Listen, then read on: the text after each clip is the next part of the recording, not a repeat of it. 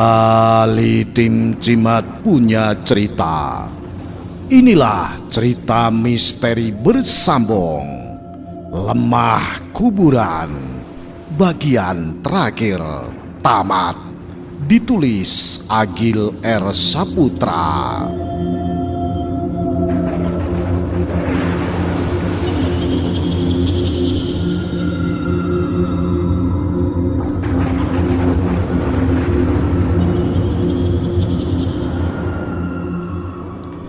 Satu pekan sudah berlalu terhitung sejak hari pemungutan suara itu. Tak ada lagi keganjilan yang terjadi. Dan seperti yang kita semua tahu, secara de facto Pak Pawiro Atmojolah yang menjadi pemenangnya. Terlepas adanya kecurangan atau tidak dalam kemenangan sang petahana itu, yang jelas karena tidak adanya bukti dan saksi yang valid, nota sengketa yang sudah langsung diajukan Juragan Wiryo kurang lebih sehari setelah hari pencoblosan itu, sampai saat ini hanya mandek di musyawarah tingkat kecamatan saja. Apakah ada kerusuhan susulan yang terjadi lagi? Kalau hingga saat ini belum ada, hanya saja buah dari kemelut di Balai Desa Mekarsari tempo hari itu membuat Kang Wicak ditahan oleh pihak kepolisian sekitar 4 hari yang lalu sampai sekarang. Entah bagaimana kejadian yang sebenarnya, meski diakui oleh Kang Wicak itu adalah sebuah perkelahian, tapi banyak saksi atau pendukung Juragan Wiryo dan beberapa aparat keamanan yang waktu itu memisahkan mereka mengatakan kalau pertikaian itu lebih pantas. Kalau pertikaian itu lebih pantas disebut sebagai sebuah penganiayaan. Dan itu semakin dipertebal lagi dengan keadaan Pak Rukun si penjual ciu cangkul kritis sampai saat ini. Wes, teko tenang, tak jamin orang nganti rong sasi kowe mesti bakalan iso kumpul meneh karo bojomu. Aku kabeh mengko sing ngurusi, ucap Mbah Gotro kepada istri Kang Wicak di rumah Pak Lurah siang itu. Saestu, Mbah, jawab istri Kadus Mekar Kidul itu. Ya tenan to, gampang kuwi. Wis to, tenang wae, kata Mbah Gotro yang lanjut ditambah oleh Pak Lurah kepada istri Kang Wicak yang memang hari itu sengaja dipanggil ke rumah Pak Lurah untuk membicarakan ini. Wis yu, sampean tenang wae. Kabeh mengko tak urusane aku karo Mbah Gotro. Terus kabeh kebutuhane sampean saka saiki tekan mengko Mas Wicak metu, aku sing nyukupi. Aja sumelang, tanggap Pak Lurah kepada istri Kadus Wicak. Setidaknya pernyataan itu membuat istri Kang Wicak sedikit lega, walaupun itu tak serta-merta membuatnya menjadi gembira.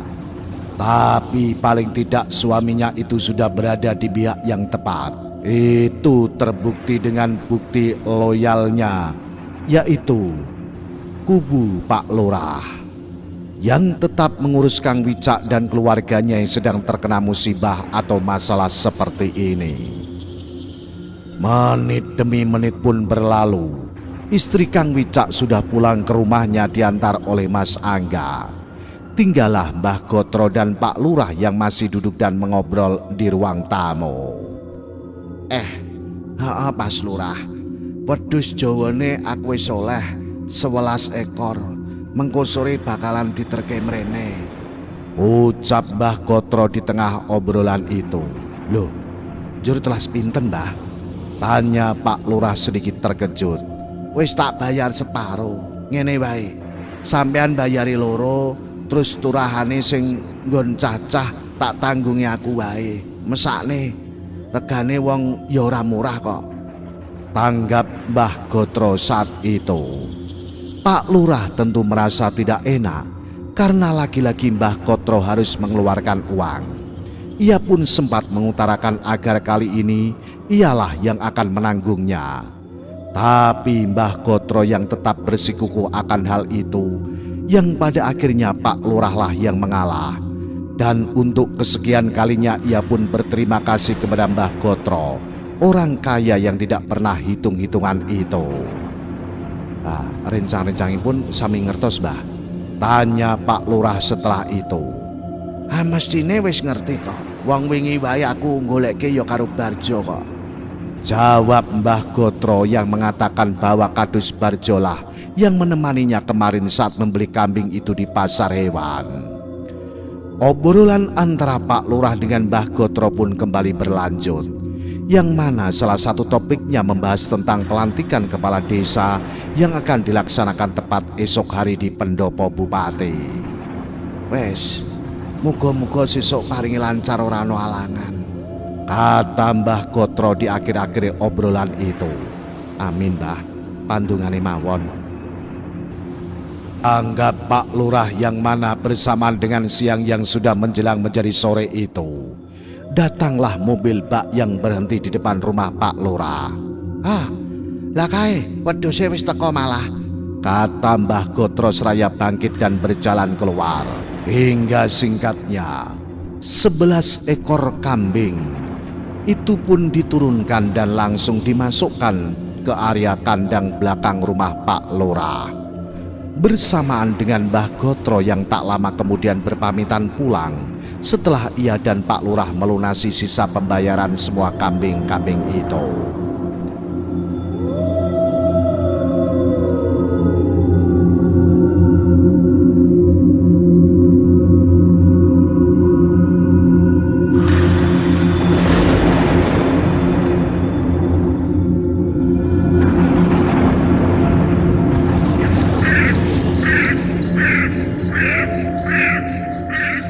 Sore pun menjelang dan berlalu menjadi petang. Masih di rumah Pak Lurah, selepas maghrib di ruang belakang tampak Bu Sundari yang tengah menyetrika baju yang akan menjadi setelan Pak Lurah besok saat pelantikan. Saat itu Mbak Sari juga berada di samping ibunya yang tengah menyetrika itu, seraya menggendong si kecil Dito. Dengan wajah yang sedikit kesal, ia bertanya kepada Bu Sundari perihal mau diapakan kambing-kambing itu.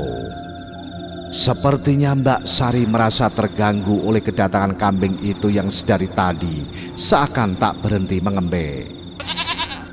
Halah ora popo, wong mung sewengi ae kok. Tur sesuk ya wis ora ning kene. Tanggap Bu Sundari atas keresahan anaknya itu. Emange meh nggo apa to, Bu? Wedhuse sakmono akeh iku? Tanya Mbak Sari. Bu Sundari sebenarnya sudah diberitahu oleh Pak Lurah untuk apa kambing-kambing itu. Tapi entah mengapa sepertinya saat itu ia merasa agak malas untuk menjelaskannya kepada Mbak Sari. Nggo slametan kuwi kok. Jawab Bu Sundari yang tengah menyetrika itu dengan singkat. Mbak Sari tak percaya begitu saja dengan jawaban ibunya itu. Namun belum sempat ia bertanya lebih dalam, pembicaraan itu pun terhenti oleh si kecil Dito yang kencing di celana. Oh alah, malah ngompol adek iki. Kata Mbak Sari yang tentu langsung bergegas berjalan kembali ke kamarnya untuk mengganti celana anaknya itu.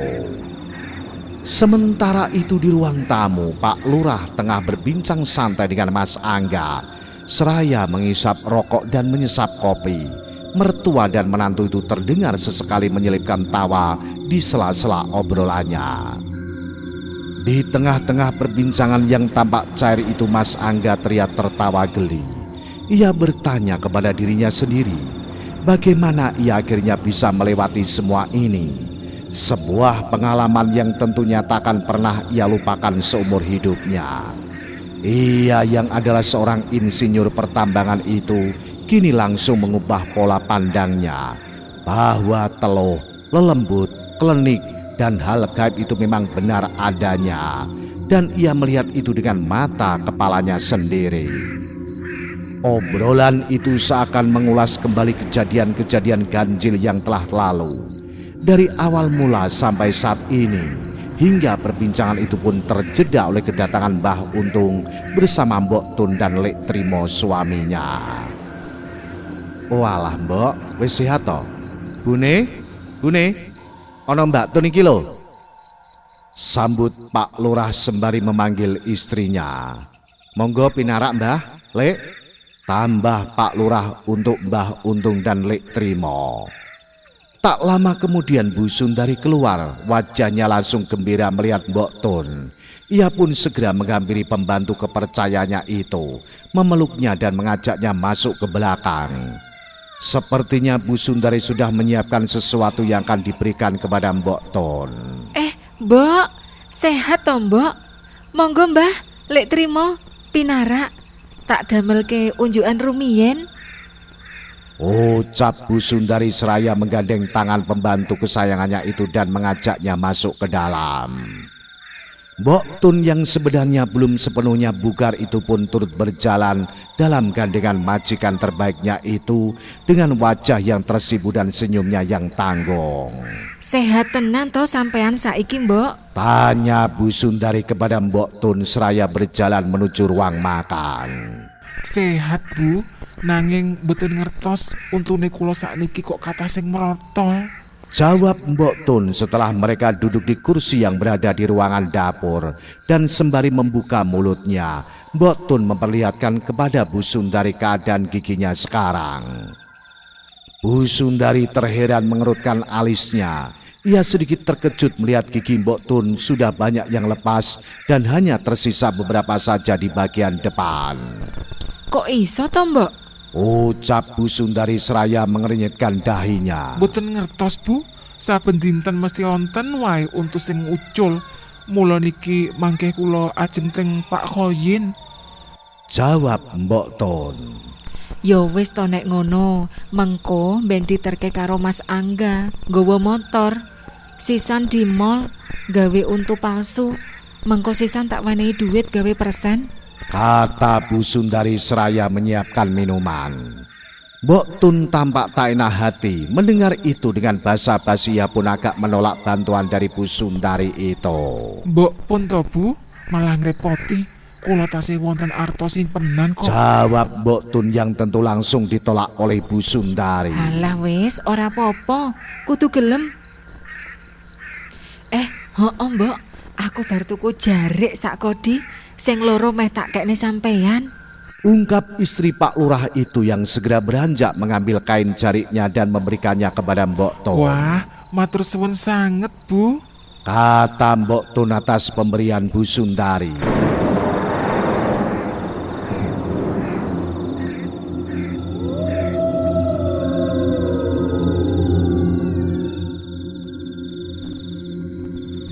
Sementara itu di waktu yang sama, Mbah Untung dan Lek Trimo terlihat tengah berbincang dengan Pak Lurah untuk memberitahukan apa maksud kedatangan mereka kemari.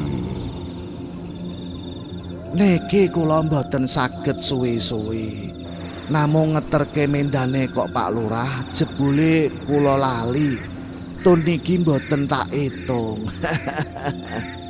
Kata Mbah Untung terkekeh di awal-awal pembicaraan seraya menunjuk ke arah kambing yang diletakkan di halaman rumah depan Pak Lurah itu. Ternyata kemarin Mbah Untung sempat terlupa bahwa Mbok Tun, keponakannya sendiri itu, juga masuk ke dalam daftar orang yang kemungkinan besar akan menjadi incaran telo itu. Oh, inggih Mbah. Tanggap Pak Lurah yang setelah itu memanggil Mas Angga untuk membantu memasukkan kambing itu di kandang belakang rumah. Oh inggih Pak Lurah. Enjang dalu awak dewi pun saged mulai ritual punika.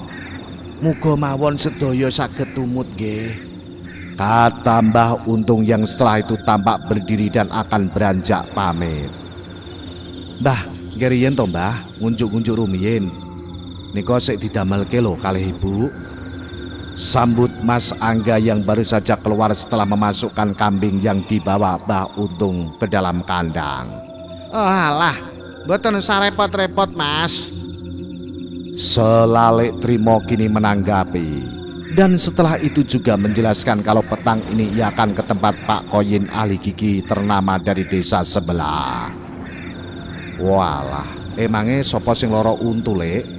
Tanya Pak Lurah kini. Toniko to Pak Lurah, untune sami merotol.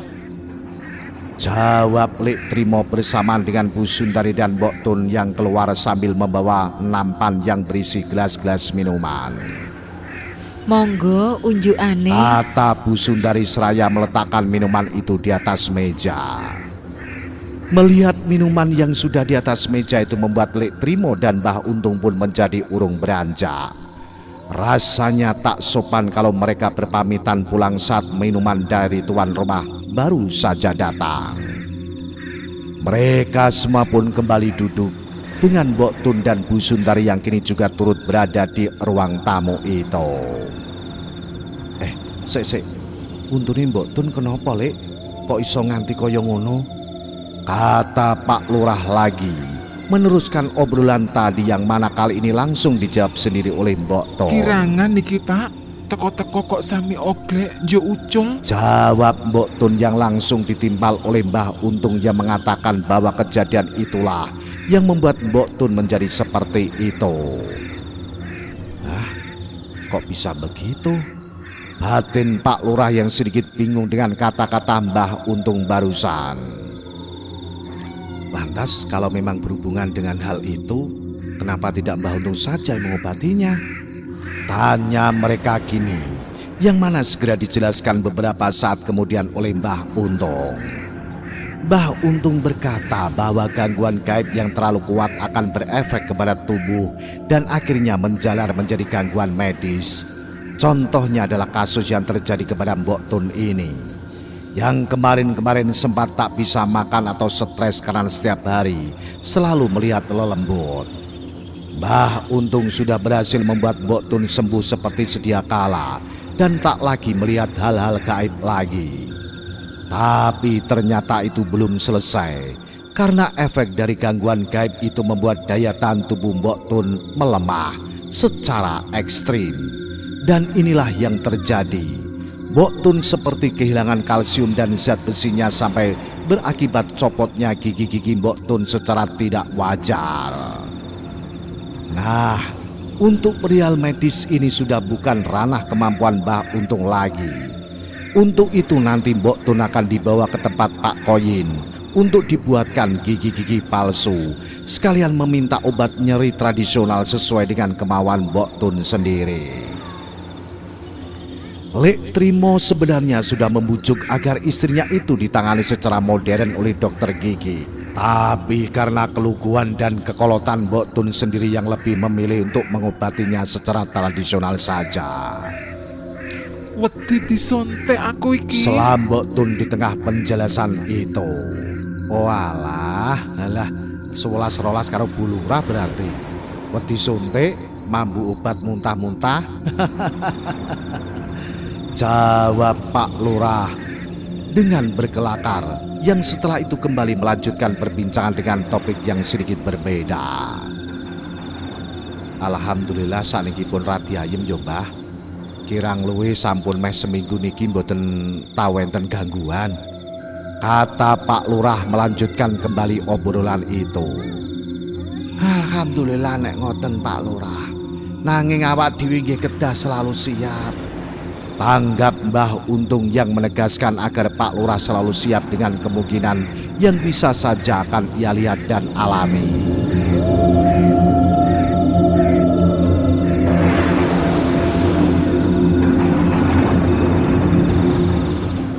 Bukannya Mbah Untung akan mengendorkan kelegaan itu, tapi ia beranggapan menurut kajian pengalamannya, diamnya Cokro seminggu ini bisa jadi tengah mempersiapkan sesuatu yang untuk melawan kita atau kubu Pak Lurah. Neng boten sah khawatir, sampun wedi. Donga mawon sing temen. Insyaallah pager griya niki kalian griya rencang-rencang liyane diparingi kuat kali Gusti Pangeran. Tanggap Mbah Untung saat itu. Umpami nggih, niki namung umpami lho. Mugi-mugi mawon boten kelakon. Nek umpamane mangkih utawi benjang utawi kapan wonten serangan, kula jamin nek liwat dhuwur mesti jebluk, nek liwat lemah mesti mandeg teng jaba gapura. Kata Mbah Untung yang kembali membuat Pak Lurah bernafas lega. Obrolan pun sejenak kembali berlanjut dan berlarut sampai akhirnya sekira pukul 8 malam. Perbincangan itu pun mau tak mau harus berakhir karena Mbak Tun yang tiba-tiba kesakitan memegangi pipinya dan kembali mendapati satu giginya lepas lagi. "Wis ndang budal neng Pak Koyin bae, Mbok," kata Pak Lurah. "Heeh, ben diterke Angga ya, Mbok." Tambah Bu Sundari. Mas Angga pun bergegas mengambil kunci dan menyalakan mobilnya untuk mengantarkan Mbok Tun. "Nggih pun nek ngoten kula tak pamit rumiyin nggih Pak, Bu," ucap Mbah Untung mewakili.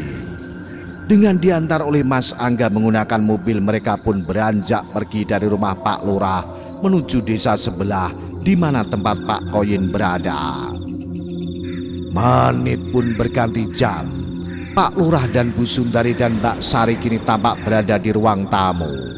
Mereka berbincang ringan sembari menunggu kepulangan Mas Angga yang tengah mengantarkan Mbok Tun itu. Kok suwe yo Mas Angga?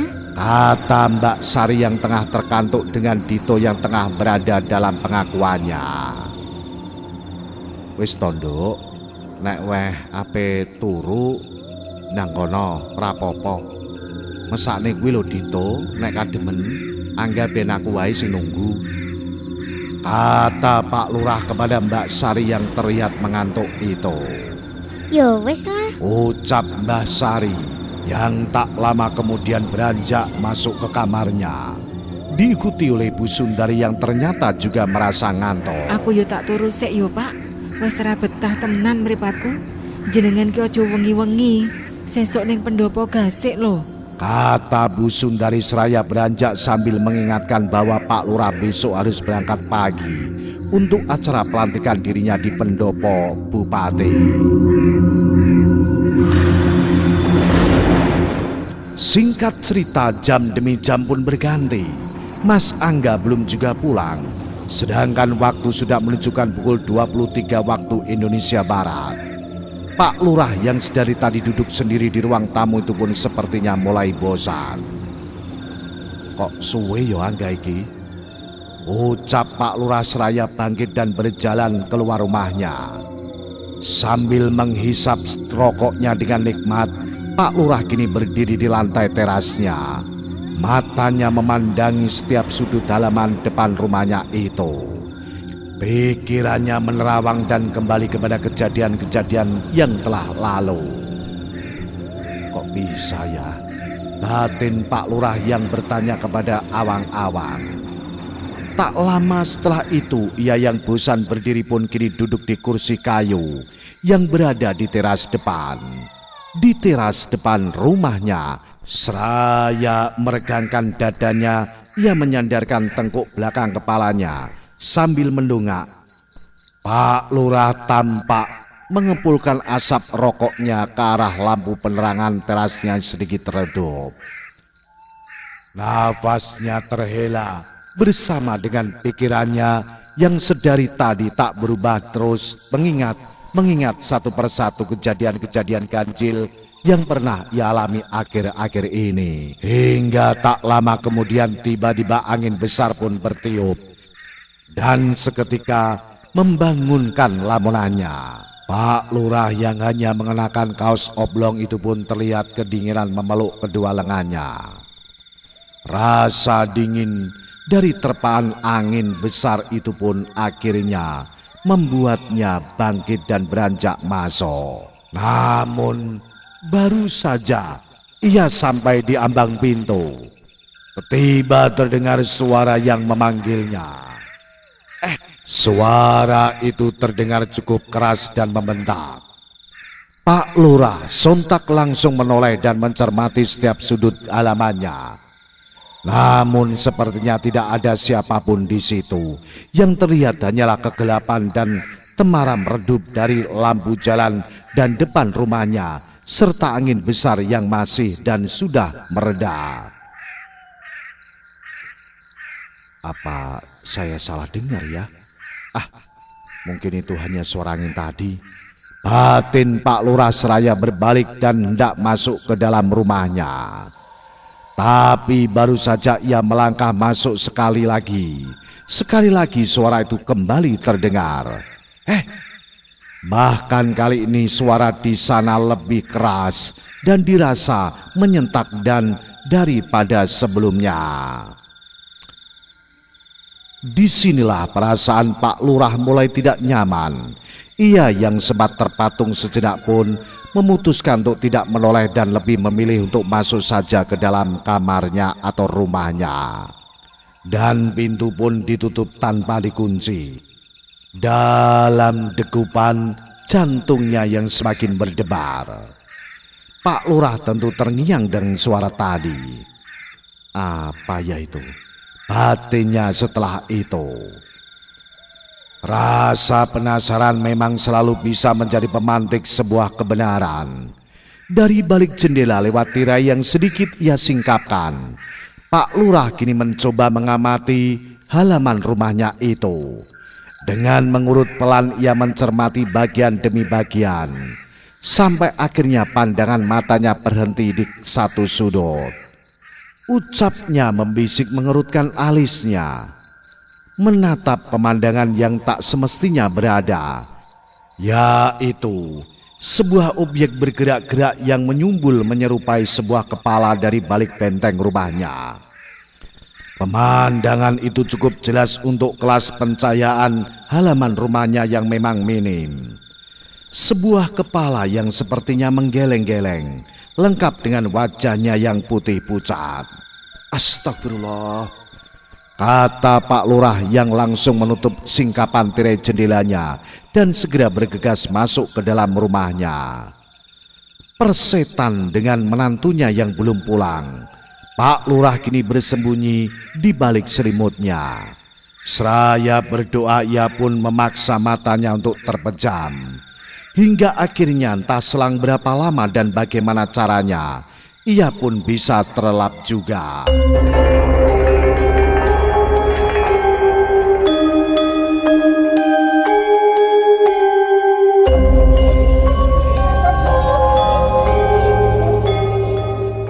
Esok harinya sekitar pukul 6 pagi Pak Lurah dibangunkan oleh istrinya. Pak, banyu angete wis siap kae lho.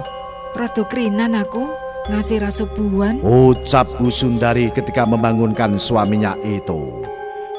Pak Lurah pun bergegas mandi, bersikap dengan setelannya dan setelah itu segera sarapan. Tampak juga Mas Angga yang berada satu meja dengannya.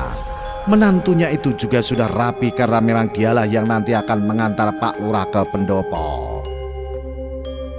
Mau bengi kue mulai jam piro enggak? Tanya Pak Lurah kepada Mas Angga di sela-sela suapan nasi yang masuk ke mulut mereka. Sekitar jam kalih niko Pak. Jebule anake Pak Koyin nggih kontraktor sami kalih kula njur dados ngobrol suwi ngoten lho Pak. Jawab Mas Angga. Terus mbok Tun piye? Tanya Pak Lurah. Wah, pun parah Pak. Pak Koyin mawon ngantos bingung. Anjo nuwun sewu untunipun sami bosok sedaya. Solusinya nggih dicabut ben mboten infeksi. Anjo gantos untuk palsu ngono lho. Sing saged dislametake paling nggih mung sekitar 3 tekan sekawan menika.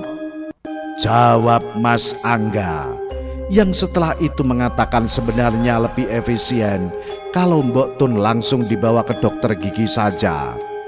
Toh kata Pak Koyin dalam pembuatan gigi palsu ia juga dibantu oleh dokter gigi juga.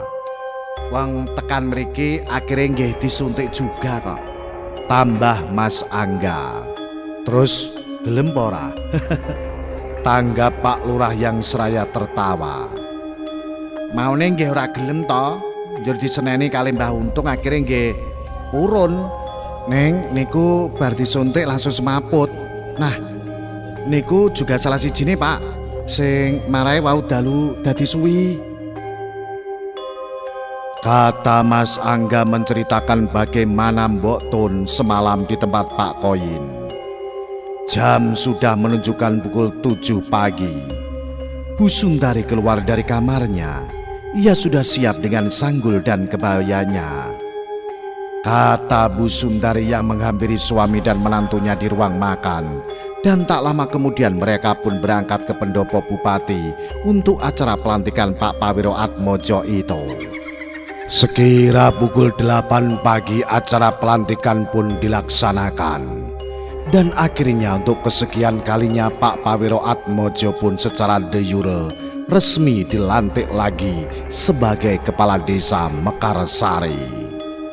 Mereka pun pulang dengan gembira. Meski sesungguhnya itu terasa palsu untuk Pak Lurah yang memang terlihat biasa saja dan malah seperti tampak gamang. Bagaimana tidak, banyak kemalangan-kemalangan yang tumpah atas nama dirinya. 2 orang kehilangan nyawanya, Kang Bajul dan Kang Kismo. Dan 2 orang juga masuk ke dalam penjara, Kang Kuriman dan Kadus Wica. Di rumah Pak Lurah disambut dengan gegap gempita oleh para pendukungnya. Bahkan ketika ia baru saja turun dari mobil, semua orang langsung saling bergumul dan berebut untuk menjabat tangannya dan mengucapkan kata selamat kepadanya. Dimulai dari pagi itu, tamu demi tamu yang ingin mengucapkan selamat kepada Pak Lurah seperti datang tanpa henti. Pak orang yang tengah menggelar hajatan besar, orang-orang terus bergantian datang ke rumah Pak Lurah Pawiro Atmojo itu. Hingga pagi pun berganti siang dan siang pun tanpa terasa menjadi petang.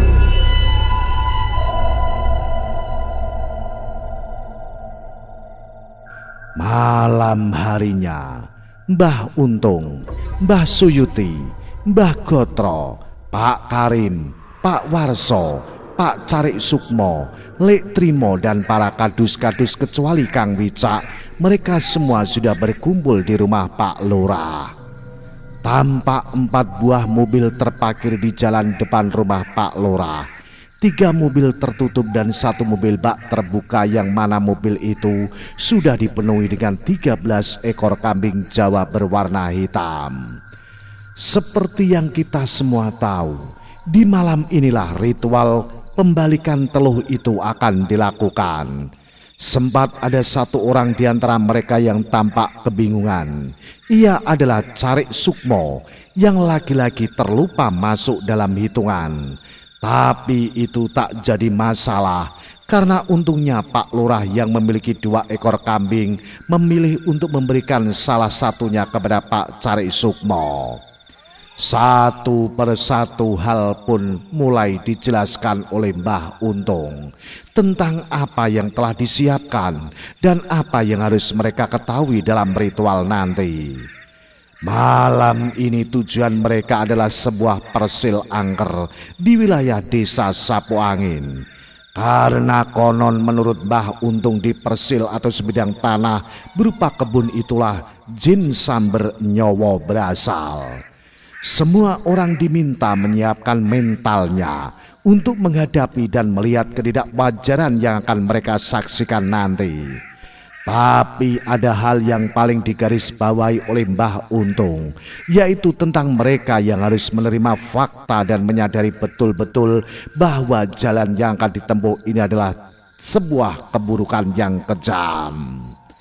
Karena selepas ini akan ada nyawa yang gugur seiring waktu berjalan, kemalangan yang menyebabkan kematian, penyakit yang tak bisa diobati, dan niscaya selalu berujung menuju maut.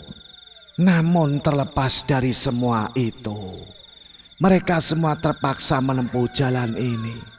Jadi sekarang mereka niatkan dalam hati bahwa keburukan yang akan ditempuh ini adalah satu-satunya jalan untuk mencegah terjadinya keburukan lain yang konon lebih kejam dan lebih besar. Tengah malam mereka berangkat menuju persil itu. Turun di jalan besar dekat gapura desa Sapu Angin dan berjalan masuk seraya membawa kambingnya masing-masing. Pak Tunggul sedikit terseok karena selain menuntun kambingnya sendiri, ia harus membabakan juga kambing milik Kang Wicak. Sama halnya dengan Kang Soleh dan Kadus Barjo yang juga ribet membawa tikar dan tungku sambil menuntun kambingnya. Sudah sejak mereka masuk dari jalan besar, kambing-kambing seperti berubah aneh. Rasanya kambing itu menggeret maju, seolah-olah ingin cepat sampai di percil keramat itu. Hingga akhirnya setelah mereka berjalan melewati rerumputan basah yang cukup panjang, sampailah mereka kini di mulut pintu persil angker itu.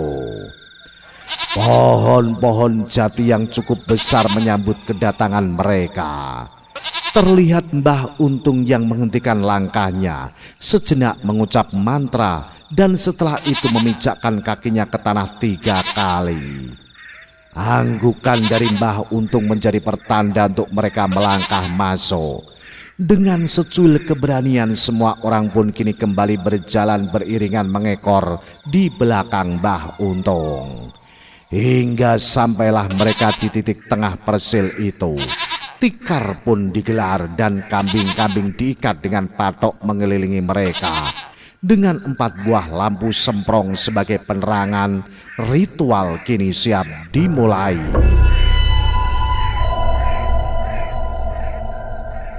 Mbah Untung bersila di barisan depan, sementara yang lain berjejer membaris di belakangnya. Kemenyan pun dibakar tak lama setelah itu. Kepul asapnya membaur bersama mantra-mantra Jawa yang keluar dari mulut Mbah Untung. Lama-kelamaan hawa-hawa tak enak mulai terasa, yang perlahan membuat mereka semua seperti merasa sumpek dan sesak, seakan sedang berkumpul menjadi satu di dalam ruangan yang tertutup. Mbah Untung sudah selesai dengan mantranya, dan suasana pun seketika berubah menjadi hening. Tak ada satupun suara binatang malam yang terdengar. Bahkan bisa diibaratkan heningnya saat itu bagaikan heningnya orang yang tuli. Sampai akhirnya Mbah Untung pun menoleh dan berbicara. "Pokoke ampun kaget, ampun melayu, pun bengok-bengok. Dinang kemawon mengko ya," ucap Mbah Untung yang tentu memperingatkan kepada mereka akan adanya sesuatu yang datang. Mbah Untung pun kembali ke posisinya semula, dan sekira tak sampai 1 menit kemudian terdengarlah suara teriakan parau dari arah depan yang mendekat dan semakin mendekat. Kecuali Mbah Untung, semua orang tentu tertunduk takut memegangi tengkuknya yang bergidik. Namun sekali lagi Mbah Untung menoleh dan menyuruh mereka semua untuk berusaha menegakkan kepalanya. "Diusahake tenang nggih. Pun ketok wedi, tenang mawon," pinta Mbah Untung yang sepertinya mustahil itu. Teriakan parau terus mendekat, sampai pada satu titik suara itu terhenti ketika tepat benar-benar di depan mereka. Terdengar suara langkah kaki beberapa saat setelah teriakan parau itu terhenti.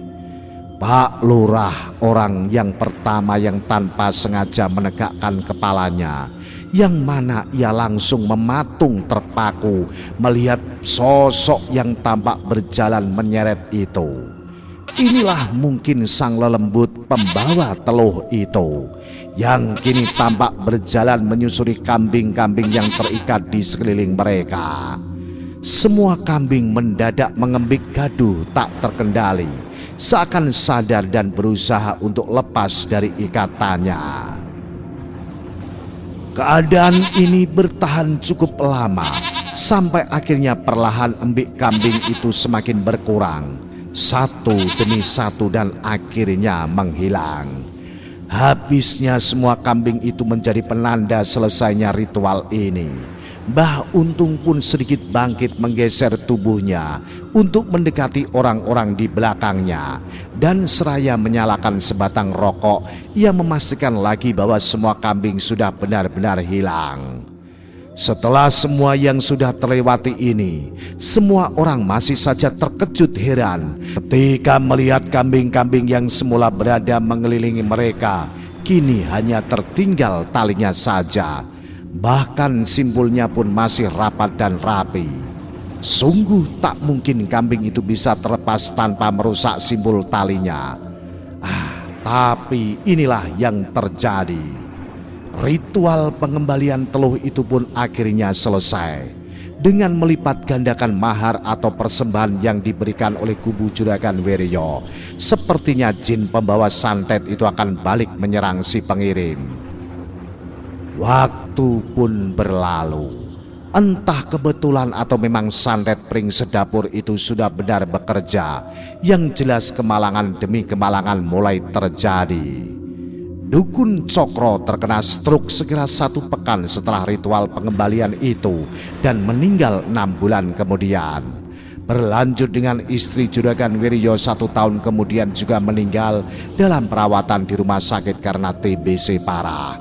Tak terhenti di situ, Utomo, anak sulung Juragan Wiryo yang kerap disapa Tomblok ini, namanya memang tidak pernah disebut di dalam cerita karena memang di saat kemelut Pilkades itu terjadi, ia tengah berada di perantauan. Setelah ibunya meninggal, Utomo pulang dan kembali menetap di Mekarsari. Tapi seiring berjalannya waktu ia mulai mengalami depresi, entah karena kesedihan atas kepergian ibunya atau karena faktor lain. Tapi yang jelas depresi itu membuatnya memilih bunuh diri.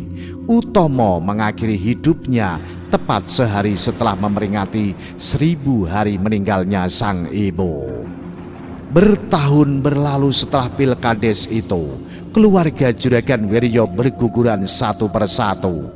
Dari istri, anak pertamanya, bahkan kedua orang tuanya juga meninggal dalam waktu yang saling berdekatan.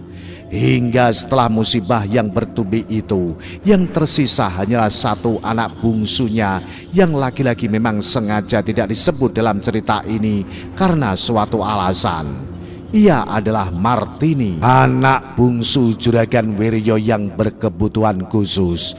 Dan gadis Down syndrome itulah yang kelak akan menemani Juragan Wiryo sampai akhir.